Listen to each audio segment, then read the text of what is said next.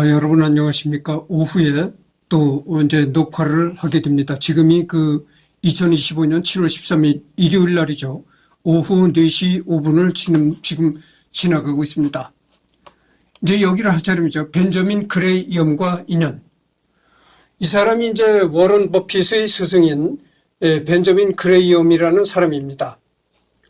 하버드 경영대학원 입학을 거절당한 버핏은 콜럼비아 경영대학원에 들어간다. 여기서 영원한 스승이자 전설적인 투자자 벤저민 그레이엄의 수업을 듣는다. 하버드와 콜럼비아, 여기가 다 명문학교죠. 그러니까 워런 버핏은 상당히 딱지가 좋은 딱지를 붙였다 이런 얘기입니다. 명문대학에 딱지를 붙였으니까. 여기서 영원한 스승이자 전설적인 투자자 벤저민 그레이엄의 수업을 듣는다. 1950년 그레이엄에게는 20명의 제자가 있었다. 그들 중 일부는 워런보다 나이가 많았고 이미 월스트리트에서 일하고 있었다. 월스트리트, 월가 또는 월스트리트는 뉴욕시 맨해튼 남부에 위치한 거리다. 여러분 뉴스 시간이나 이런 때 월스트리트라는 얘기를 많이 들어봤잖아요. 월가 이런 얘기도 많이 들어봤고, 무슨 미국의 금융이나 경제 얘기가 나올 때는 꼭 월간이 이런 얘기가 나옵니다. 금융기관이 집중되고 여러 고층 빌딩이 임립해 있는 이 지구는 식민지 시대 성벽으로 둘러싸여 있어 월스트리트라는 이름이 생겼다. 월가는 브로드웨이 내리막길로부터 금융행정구 역사 중심지를 통과하여 사우스까지 이어진다. 그러니까 이 월가가 있는 이곳에는 아주 금융기관들이 밀집해 있는 곳이다 이거죠. 그러니까 뉴욕에서도 아주 최고층 빌딩이 이렇게 밀집해 있는 아주 최고의 도심 지역이다 이런 얘기입니다.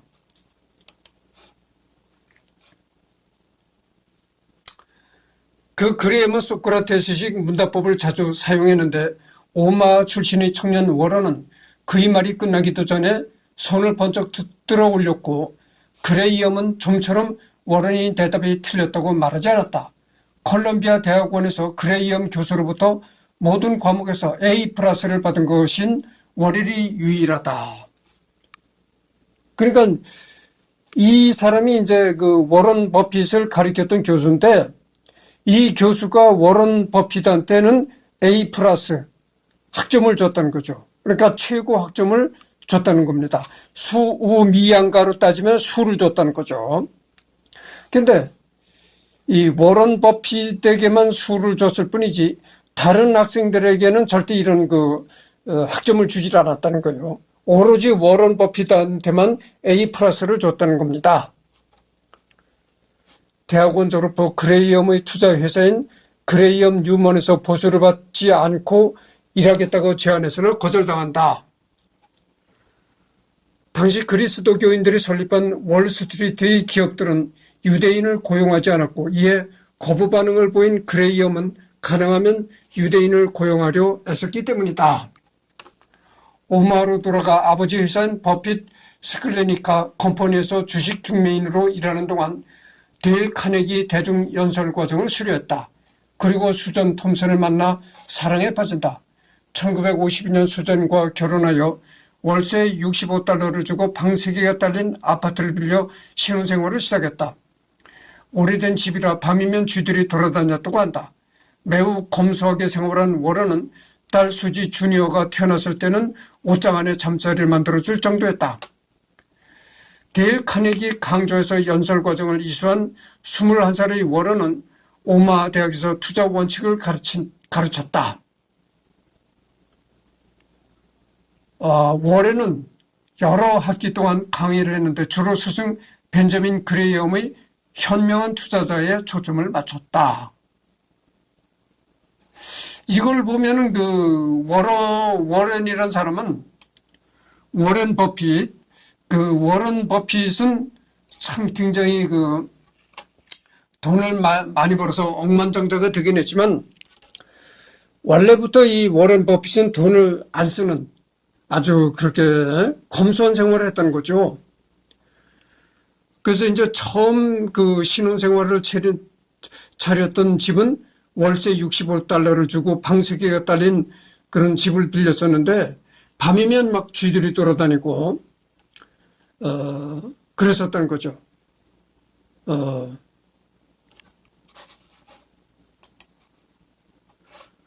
1954년 그레이엄은 워렌에게 전화를 걸어 일자리를 약속했다. 워렌은 봉급에 대해서는 묻지도 않고 다음 항공기 편에 몸을 실었다. 뮤추얼 펀드인 그레이엄 뉴먼은 몇 가지 원칙에 따라 주식을 매수했다. 그레이엄이 가장 좋아하는 원칙은 기업이 운전 자본보다 3분의 1이 낮은 가격에 거래되는 주식을 찾는 것이었다.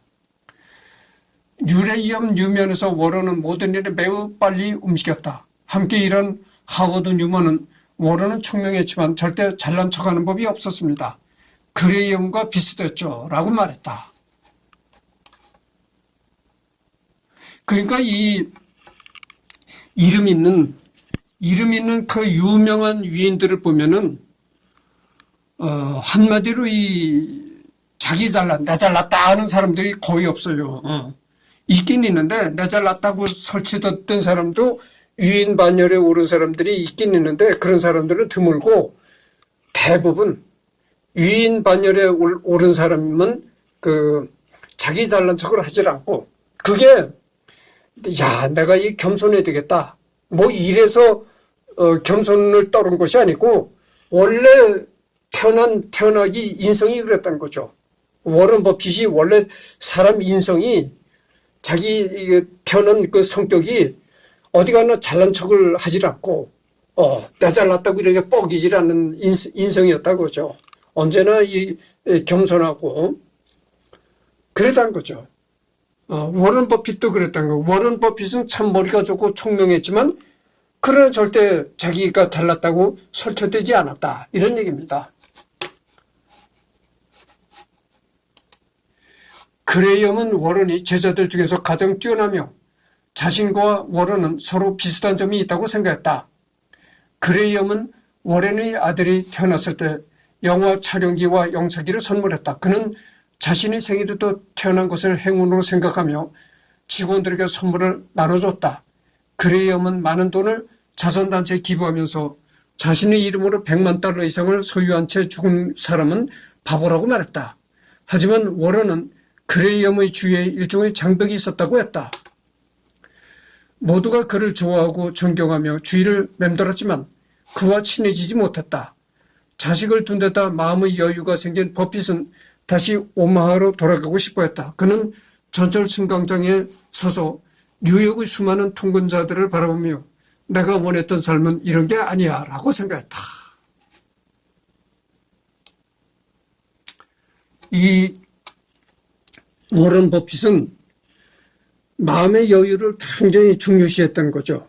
그래서 그 뉴욕의 전철역 같은데 이런데 통근 시간에 보면은 출퇴근 시간에 보면은 그야말로 한마디로 출근 전쟁이죠. 출근 전쟁. 서로가 밀치고 지옥철이지 지옥철이. 전철은 10,000원이고 이런 데서 하여튼 직장에 지각을 안 하려고 서로 부대끼고 이런 거를 그렇게 뭔가 쫓기도 이렇게 복가치는 그런 삶을 워런 버핏은 좋아하지 않았다는 거예요. 언제나 마음의 여유감을 갖고. 우리나라도 그런 사람들이 많잖아요. 그래서 우리나라도 그 도시 생활하다가 도시에서 이제 직장 생활하다가 뭐 귀촌을 한다든지 이런 사람들 보면 이렇게 마음의 여유를 찾기 위해서 물론 농촌도 바쁠 때는 눈이 핑글핑글 돌아가게 바쁘지만 그런 어쨌든 이렇게 그 숲이 있고 전원에 내려가서 이렇게 어느 정도 마음의 여유를 갖고 살고 싶은 사람들이 내려가는 거 아니겠어요. 그래서 워런 버핏도 그랬다는 거죠. 그러니까 태생이 워런 버핏의 그 인성 자체가 딱딱 시간 맞춰 출근하고 퇴근하고 이런 직장 생활 이런 게 굉장히 맞지 않았다 이런 얘기죠. 그런 걸 좋아하는 성격이 아니었다 이런 얘기입니다. 버크셔 해서웨이 1950년 더 이상 다른 사람을 위해 일할 마음이 없었던 워런은 5월 1일 오마하에 도착하자마자 가족과 친구들로 구성된 조합을 결성했다. 그는 조합의 이름을 버퍼 아소사이어티스 리밋 버핏 어소시에이츠라고 지었다. 1959년 오마에서 평생을 함께할 사업 파트너 찰리 멍거를 만났다. 멍거는 훗날 버크셔의 부의장이 된다. 워런은 투자자들을 모아 펀드에 투자할 것을 권유하며 비밀주의를 고수했는데 정보 누설을 막는 것은 물론 간섭을 방지해 독립성을 유지하기 위해서였다. 처음 5년간 워런의 조합이 251%의 누적 수익률에 따른 반면 다우지수는 74% 상승했다. 워런은 그레이엄의 인맥으로부터도 자금을 조달했다. 10만 5천 달러의 자금으로 시작한 버핏 투자조합은 1962년이 되자 자본금이 720만 달러나 됐고 그 중에서 100만 달러가 워런의 몫이었다. 7명이었던 투자자는 90명으로 늘어났고 그들은 캘리포니아에서 버몬트까지 다양한 지역에 흩어져 있었다. 키윗 플라자에 사무실을 낸 버핏은 섬유 제조업체 버크셔 해서웨이 주식을 주당 7.6달러에 조금씩 매수하기 시작했다.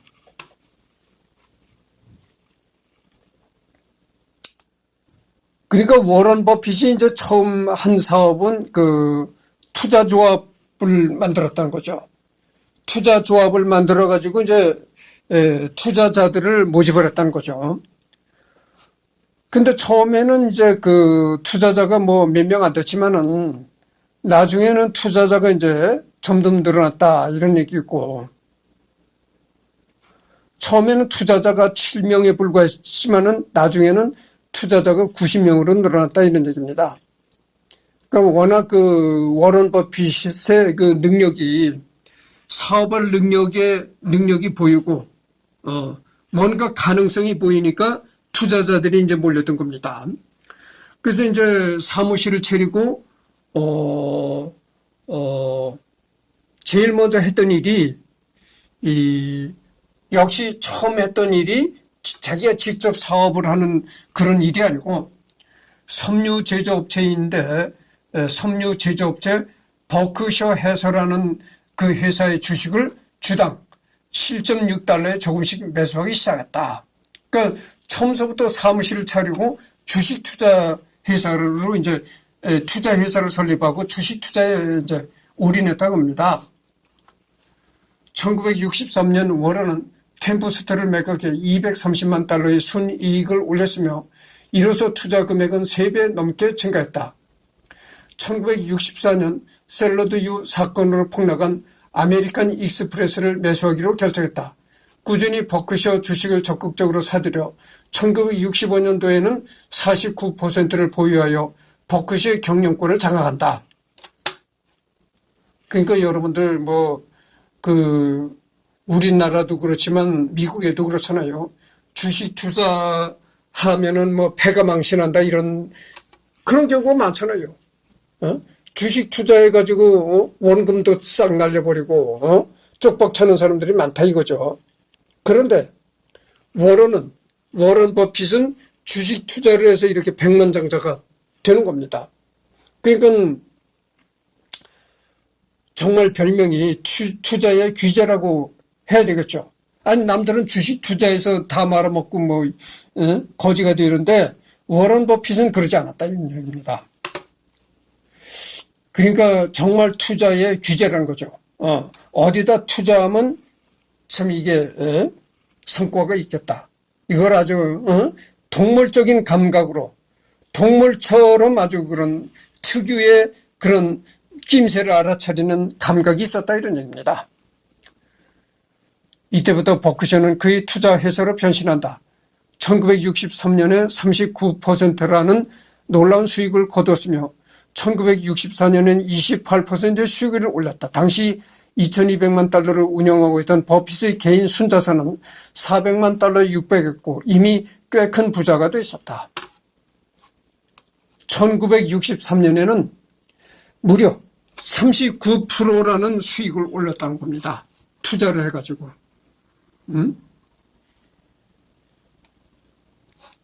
그리고 그 후에는 개인 순자산만, 버핏의 개인 자산만 400만 달러에 육박했다. 이때 벌써 워런 버핏은 상당한 부자의 반열에 올라가게 되었다. 이런 얘기입니다. 1965년 버핏의 투자조합은 다우지수보다 33%나 높은 수익을 올렸다. 여러분들 뉴스를 듣다 보면 다우지수가 어떻게 미국의 다우지수가 어떻다 이런 경제 뉴스도 많이 들어봤을 것입니다. 다음 해에 버핏은 36%나 앞섰다. 10여 년간의 다우지수가 122% 상승할 때 버핏 투자조합의 누적 수익은 1156%에 달했다. 버핏 투자조합의 누적 수입이 1156%에 달했다는 겁니다. 여러분들 100% 투자, 100% 이익을 내기도 상당히 어렵다고 하잖아요.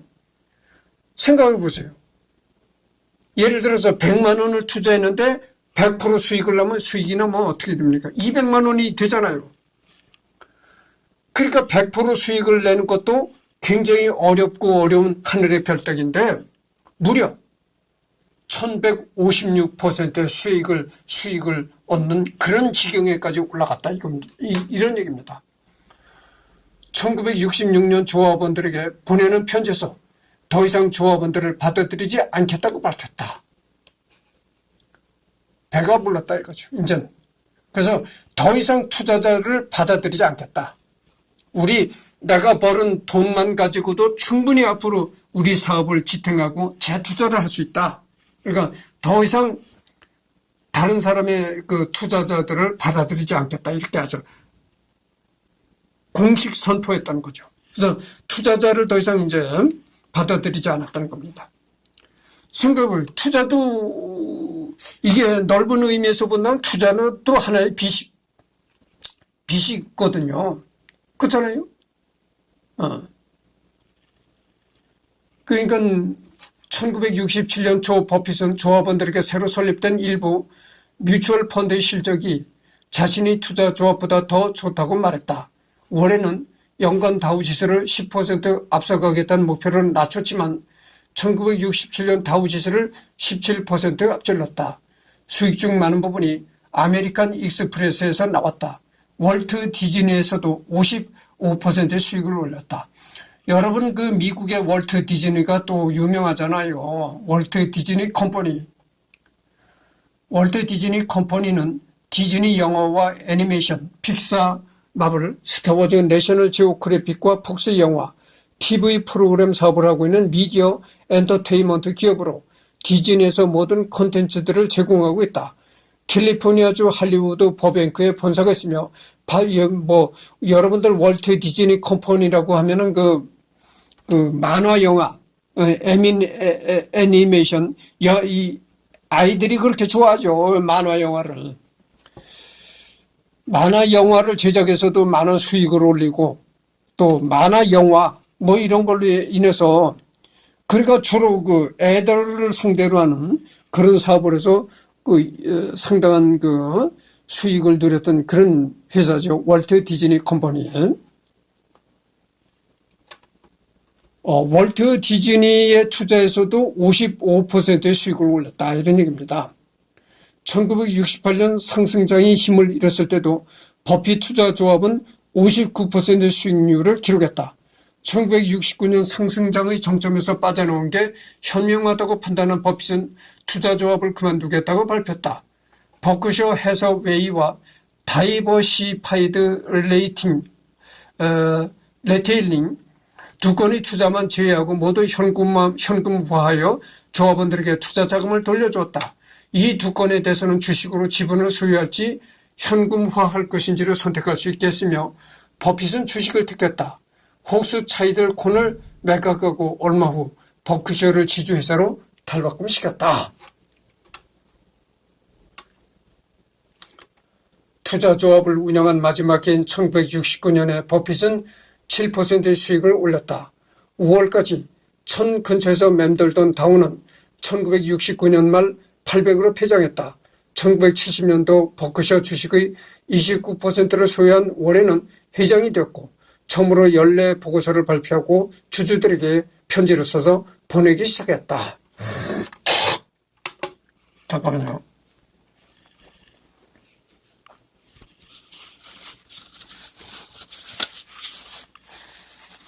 그러니까 이 워런 버핏이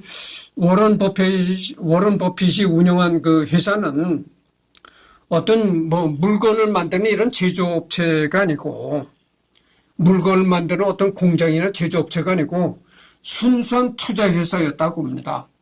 순수하게 자본금으로 남의 회사에 이제 주식을 투자하고 이랬다는 거죠. 그럼 투자회사였다는 거죠. 연도별 활동 1970년대, 1973년 워렌의 우려대로 활황기 주식시장이 대폭락, 애널리스트들은 해고당했으며 니프티 피프티마저 무너진다. 이때 워렌은 마치 상품 진열대에서 물건을 쓸어 담듯 주식을 매수한다. 그렇게 다시 본격적인 투자를 선언하며 워렌이 어린 시절 배달하던 신문 워싱턴 포스트의 주식을 매입하여 가장 큰 사회 투자자가 됐다. 1973년. 1973년에 미국에서 그 주식시장이 대폭락했다는 거죠. 그러니까 뭐 경제가 뭐 미국 경제 상황이 그때 뭐 안 좋았었던 모양이죠. 그래가지고 주식들이 모든 게 다 폭락했을 때 그때 워렌은 야 이게 기회다 해가지고 주식을 사들이기 시작했다는 거죠. 그리고 이제 워싱턴 포스트의 주식을, 워싱턴 포스트라는 게 이제 신문사죠. 신문사의 주식을 매입하여 가장 큰 투자자가 됐다. 1977년 블루칩스 스탬프의 이름으로 이브닝 뉴스 주식을 매입, 쿠리어 익스프레스와 신문 전쟁을 벌여 승리한다. 그러니까 신문 그 사회도 이렇게 많은 주식을 사들였다 이 말입니다. 이 무렵 아내 수전은 자신의 삶을 시작하기 위해 샌프란시스코로 떠났지만 2004년 사망할 때까지 공식적인 아내 역할과 버크셔의 이사로서 적극적으로 활동한다. 그리고 버핏은 부인 수전의 소개로 훗날 두 번째 부인이 되는 에스트리드 맨스크를 만난다. 그러니까 두 번째 부인을 만난 것은 첫 번째 본부인이 죽기 전에 내가 죽거든 이 여자와 재혼을 해라 해서 첫 번째 부인이 소개시켜준 여자와 재혼을 했다는 겁니다. 이게 정말 큰 사랑이죠. 왜냐면은 부부가 살다가 나는 뭐 독신이니까 나와는 상관없는 얘기입니다. 나는 뭐 한평생 독신으로서 이제 살다가 죽을 사람이니까 나는 내 얘기가 아니라 일반 사회의 얘기를 하는 겁니다. 사랑이 뭘까요? 니는 내 거야. 이거는 사랑이 아닌 겁니다. 너는 내 거야. 뭐 소유물이야? 내 거야 하게. 너는 내 거야 이러면 그건 사랑이 아니에요. 사랑이 아니고 너도 너와 내가 이렇게 같이 살지만 부부라는 명목으로 같이 살지만 우리는 정말 서로 다른 인격체다. 그러니까 내가 먼저 죽으면 나만 생각하고 슬퍼하지 말고 좋은 사람을 만나서 재혼해라. 이렇게 유언을 하고 죽는 게 진짜 큰 사랑이죠. 그러니까 이 버핏의 본부인이 그랬던 거죠. 버핏의 본부인이 어떤 질병에 걸려가지고 이제 죽을 때가 되니까, 내가 죽거든 이 여자와 결혼해라. 이 여자와 재혼해라 해서 소개시켜준 여자하고 버핏이 재혼했다 그겁니다. 그러니까 정말 이 버핏의 본부인은 큰 사랑을 한 겁니다. 1979년 약세장임에도 버핏 주식의 주가는 상승, 버크셔는 주당 $290였고 버핏의 재산은 장부상 1억 4천만 달러가 되었다. 하지만 버크셔에서 받는 연봉 5만 달러로만 생활했기 때문에 먹고 살기에 빠듯했으며 그럼에도 버크셔 주식은 단 한 주도 팔지 않았다. 1980년대, 1982년 보유재산 2억 5천만 달러로 포브스 선정 미국 부호 82위에 오른다.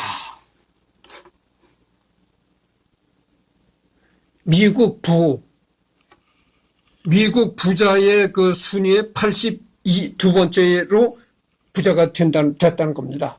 1980년대. 여러분 그 82순위라면 우습게 생각하는 사람도 있을 거예요. 근데 절대 그렇지 않습니다. 미국의 미국 경제라는 건 전 세계를 주름잡잖아요. 달러가 전 세계에서 통용하는 기축통화고 그런 미국에서 82위를 차지했다면 이건 상당한 부자인 겁니다. 우습게 볼 일이 아니죠. 1983년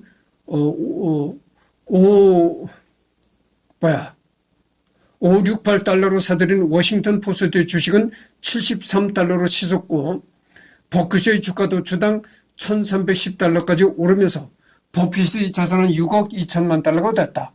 버크셔 주식 분할 압력을 받지만 파이를 조각낸다고 가치가 늘어나는 것은 아니라며 단호히 거부한다. 퍼니처 마트를 인수하여 섬유 공장 인수의 실수를 만회했다. 그러니까 정말 투자하는 것마다 거의 실패가 없는 겁니다. 그러니까 정말 투자의 규제라고 할 수 있는 거죠. 남들은 주식에 손댔다가 아껴두기 전 남들은 주식에다가 집 팔아먹고 알거지 됐다. 이런 사람들이 전판인데 1985년 ABC와 캐피털 시티즈 합병을 성사시키고 월드북으로 유명한 스콧 패처를 매입했다. 버크셔 회사 웨이는 적은 수익을 이유로 섬유 사업에서 철수하게 되는데 이는 버핏이 손실을 경험한 몇 안 되는 거래로 기록됐다. 이렇게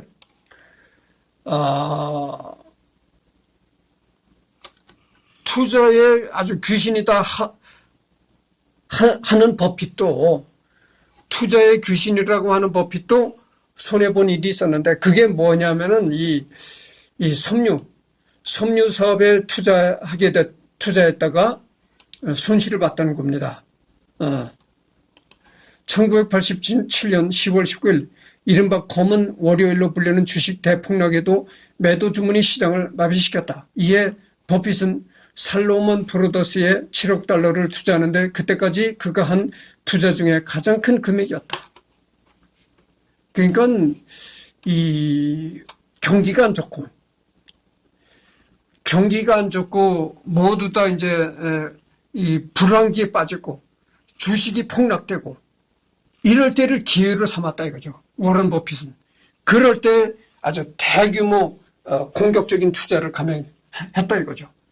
엄청난 주식을 사들이고 그러니까 무지막지하게 막 사들이는 게 아니고 아이템도 괜찮고 괜찮은 사업인데 미국 경기 자체가 안 좋아서 이렇게 잘못되거든. 그런 기업은 저 기업이 괜찮은 기업인데 저렇게 망해가는구나. 공격적으로 그 회사 주식을 아주 사들인다 이거죠. 대규모 사들인다 이거죠. 1988년 불경기에 대한 우려가 만연했으나 개의치 않고 다시 주식 투자에 나선다. 버크셔는 10억 2천만 달러치 즉 코카콜라 전체 주식의 7%를 매입했다. 3년 후 코카콜라 지분은 37억 5천만 달러로 치솟는다. 그러니까 이건 어떻게 되겠어요. 코카콜라에 투자했다가도 엄청난 부를 누리게 된 겁니다. 코카콜라에 투자했다가도 엄청난 그 이득을 본 거죠. 1989년 버크셔의 주가가 주당 4,800달러에서 6개월 만에 66% 상승해 8,000달러에 이른다. 이로써 버핏은 39억 달러 가치 자산을 보유하게 됐다. 1990년 보유재산 42억 달러로 포브스가 선정한 세계 부호 2위에 오른다. 1990년 살로몬 브로더스의 불법 채권 거래 사건을 해결하고 회사를 회생시키는 데 온 힘을 쏟는다. 1993년 보유재산 총 152억 달러로 포브스가 선정한 세계 최고 부자가 된다. 2위는 마이크로소프트 빌 게이츠였다. 1998년 온스당 4.32달러라는 650년 만에 가장 저렴한 가격으로 1억 2,970만 온스의 은을 사들였다. 2007년에 은 가격은 3배를 뛰었다. 주식만 투자한 게 아니고 은에게도 투자를 했네요. 그래서 은을 사들였었는데 1998년에 은을 사들였었는데 2007년에 그 은 가격이 3배나 뛰었다는 겁니다. 그리고 거기서도 이제 돈을 벌었다. 그리고 2001년 버크셔 해서웨이 보험사업부는 9.11 테러로 약 20억 달러의 손실을 본다. 2002년 110억 달러 규모의 통화 선물 계약을 체결했다. 이 계약으로 2006년 4월까지 20억 달러 이상의 수익을 올렸다. 2004년 아내 수전이 구강암 치료 후 뇌졸중으로 사망했다. 2005년 포브스 선정 세계의 거부 2위에 오른다. 1위는 마이크로소프트의 빌 게이츠 회장, 버크셔 해서웨이 보험사업부는 카트리나, 리타 등의 허리케인으로 인해 약 20억 달러의 손실을 본다. 2005년에는 세계의 두 번째로 거부가 되었다는 거죠. 워런 버핏이. 그리고 첫 번째 거부는 누구냐? 마이크로소프트의 빌 게이츠 회장이라는 거죠. 그런데 이때는 이제 테슬라의 이제 테슬라 회장이 나타나기 전이죠. 테슬라 회장이 나타나기 전이니까 이제 빌 게이츠 회장이 1위였다고 거죠. 일론 머스크가 나타나기 전이죠. 2007년 베런슨은 버크셔 해서웨이를 세계에서 가장 존경받는 기업으로 선정했다. 버핏은 버크셔 해서웨이 보고서를 통해 후계자를 찾고 있다고 밝혔다. 한국에 방문하기도 한 해이다. 그러니까 2007년에 워런 버핏이 자기의 후계자를 찾고 있다 이렇게 밝히고 그때 2007년에 한국에 다녀가기도 했다는 거죠. 2008년 보유재산 120억 달러로 포브스 선정 세계 최고의 부자가 됐다. 2위는 멕시코의 통신재벌인 카를로스 슬림, 3위는 마이크로소프트 회장인 빌 게이츠였다. 버크셔 해서웨이 주주 미팅 참석자가 처음으로 3만 명을 돌파한다. 2008년에는 세계 최고의 부자가 되로 올랐었다는 거죠. 이 워런 버핏이.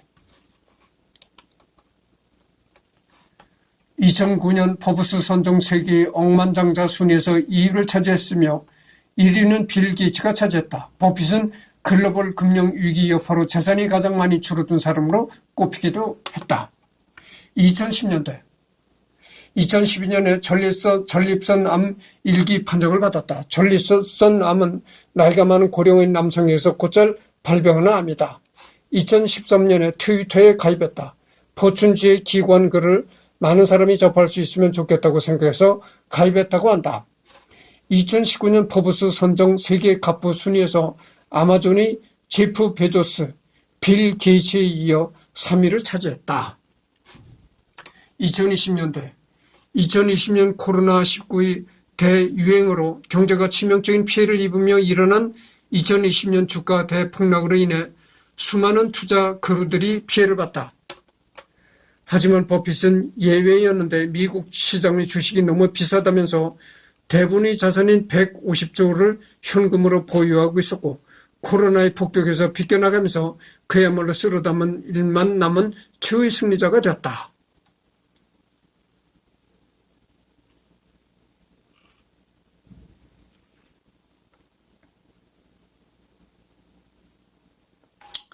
2025년 버크셔 해서웨이 회장이 공식적으로 95세 나이로 은퇴를 발표했다. 퇴임 후 2025년 5월 5일 회사는 2026년 1월 1일부로 아베를 사장 겸 CEO로 임명하고 버핏이 회장직을 유지한다고 발표했다. 코로나19가 유행할 때, 코로나19가 유행하니까 어떻게 되겠어요? 미국에서도 이 경제가 다 폭락할 것 아니겠어요? 그때 워런 버핏은 150조를 현금화했다는 거죠. 뭐 가지고 있던 부동산 이런 걸 뭐 처분했는지 어땠는지 해가지고 150조라는 돈을 현금화해가지고 그때 공격적인 투자를 했다 이겁니다. 그러니까 남이 죽는다고 아우성치고 주가가 폭락되고 이럴 때 아주 준비해 돈을 준비해 놨다가 공격적으로 투자에 나선다는 거죠.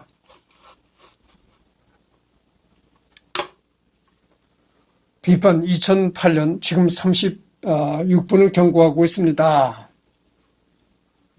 그래서 여기서 끝내도록 하겠고, 다음에는 지금이 오후 조금 있으면 5시, 거의 5시가 돼가는 시간이니까 오늘은 더 이상 녹화가 없습니다.